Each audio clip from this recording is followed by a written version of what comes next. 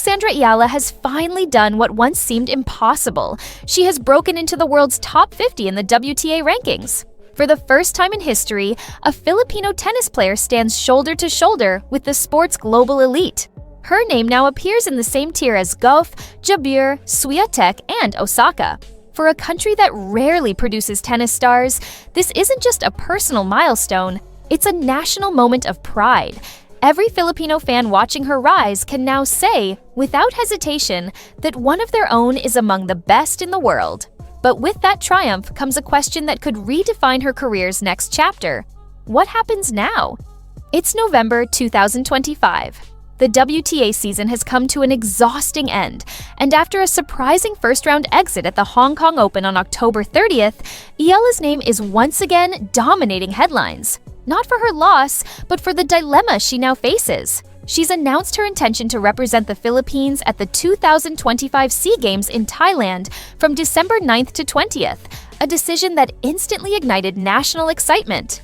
For millions of Filipinos, it's a moment of pride and nostalgia, a chance to see their world-ranked champion carry their flag once more. But behind the scenes, her team knows the stakes. Every choice from here carries long-term consequences.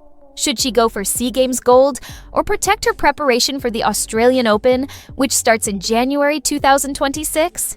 Has she earned enough rest to recover, or is she about to risk burning out just as the world begins to notice her?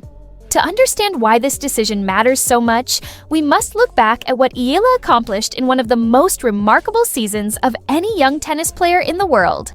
When the year began, she was ranked number 140. She was a hard-working qualifier, grinding through early rounds in lesser-known tournaments. Even loyal fans in Manila could hardly imagine she would soon be fighting for titles alongside top-seeded players.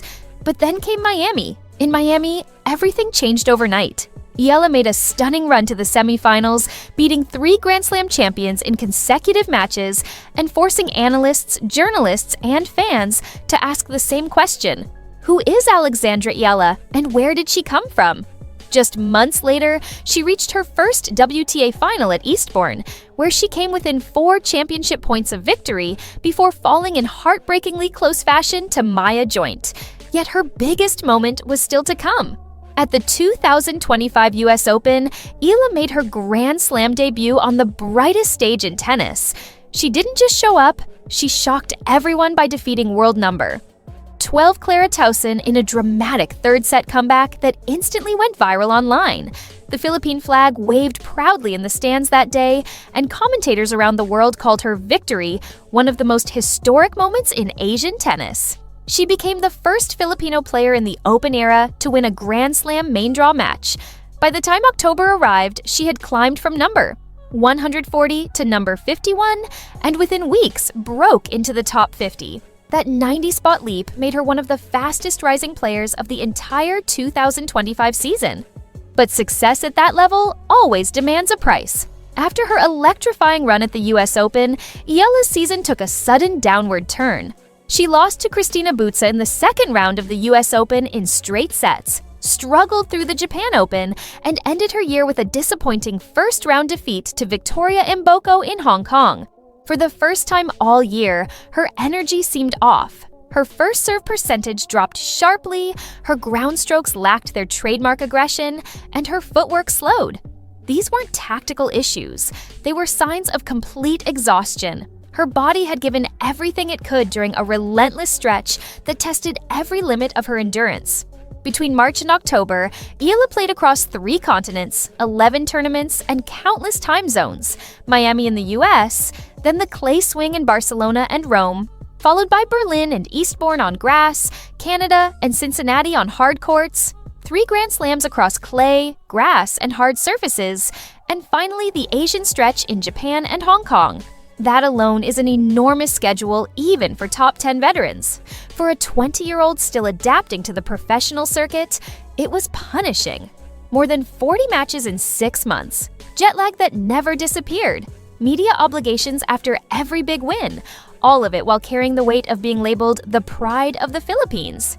And that weight, invisible as it may be, was the hardest one to carry. Every time she stepped on court, it was not just Alexandra Eala playing a match. It was an entire nation's expectations riding on her shoulders. Every win turned into a celebration of Filipino excellence. Every loss felt magnified by emotional fans and national headlines. For young players, that shift, from success being personal to becoming symbolic, is often the breaking point where burnout quietly begins. By late October, when Eala walked off the court in Hong Kong, what she needed wasn't another medal or another trophy. She needed rest. But barely days after leaving Hong Kong came her statement. She was planning to compete at the 2025 SEA Games in Thailand. The reactions were immediate. Fans rejoiced. Sponsors celebrated. But among analysts and coaches, concern filled the air. To the Philippines, the SEA Games mean pride and patriotism. To professional players on the world stage, it's often a step backward in preparation. Eala's regional opponents will likely include players ranked outside the top 400 or 500, meaning victory will come easily but at a high cost: energy, recovery, and risk of injury. The Australian Open begins only 7 weeks after the SEA Games conclude. That leaves almost no time for her off-season training program, no winter conditioning, and little chance to recalibrate her focus for the more demanding professional circuit. The SEA Games will demand up to 15 matches in hot, humid conditions, singles, doubles, and mixed doubles combined, with short turnarounds. Even if she dominates every match, every hour on court drains her fuel for the season that actually decides her WTA trajectory. If she still wants to represent the country, there's one strategic path: limit her participation to singles. That way, she fulfills her duty to the Philippines while reducing physical and mental toll. She can then fly immediately from Thailand to Spain or Australia to begin her pre-season camp, working on recovery, technique, and fine-tuning her 2026 game plan. It's the compromise that balances passion and practicality. When asked about her SE Games plan, Eala carefully said, "It's in my plans." Just 4 words, but they reveal everything. She hasn't confirmed, only considered. It's her emotional side versus her professional side at war. She wants to cap off her breakthrough season by giving back to the nation that supports her. But she also knows the path to becoming a top 30, maybe even top 20 player, runs through tournaments like the Australian Open, not the SEA Games. Every great tennis player eventually learns to make these hard, unpopular choices.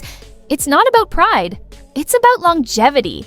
Eala's leap from number 140 to inside the top 50 has rewritten Filipino tennis history, but sustaining that success requires strategic discipline.